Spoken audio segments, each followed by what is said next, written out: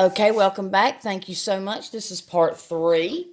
Now, I have stiff, good egg whites.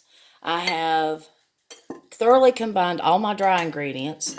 Now, we're going to do what we call a folding process.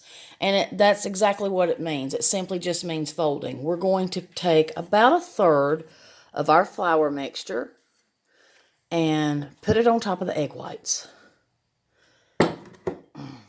And we're just going to combine very gently and just fold. Fold it in there.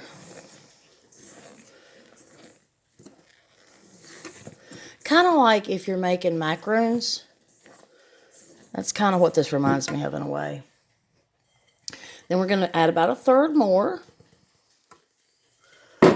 And don't add all of your cake mixture to your egg whites at once. If you do, it's going to deflate them and your overall product is going to fail. So please take the steps that I show you, even if you have to rewatch the videos. That's another reason I like to make them in parts, is because people tend to enjoy watching the few minutes of each part so that they can get the recipe and the instructions down pat, so to speak.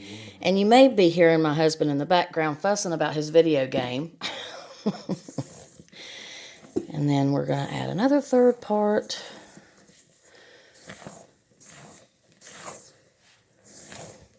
Now, one of the key ingredients, and then we're just going to add the rest. Now we have that behind us. And this is what's going to kind of make you think, huh? You're going to put this in a cold oven. Then you're going to turn the oven on 325. Do not preheat your oven. That is a big no-no when making angel food cake. Another thing that you're not going to do, you do not grease your pan, but you will need a 10-inch angel food cake pan, non-stick. You will need this. We'll get to that in just a second. And after my cake bakes, I will make a video and I will show you my final product. And see, it's really simple once you get the ingredients and you get the method down pat. It's just really like second nature. I literally can do this without even having to look in my book, which this recipe is in my personal cookbook. All right, that looks wonderful. That is you see how glossy it is? That's the perfect consistency. Everything's fully incorporated. I don't feel any granules at the bottom of my bowl. So now it's time to add it to my pan.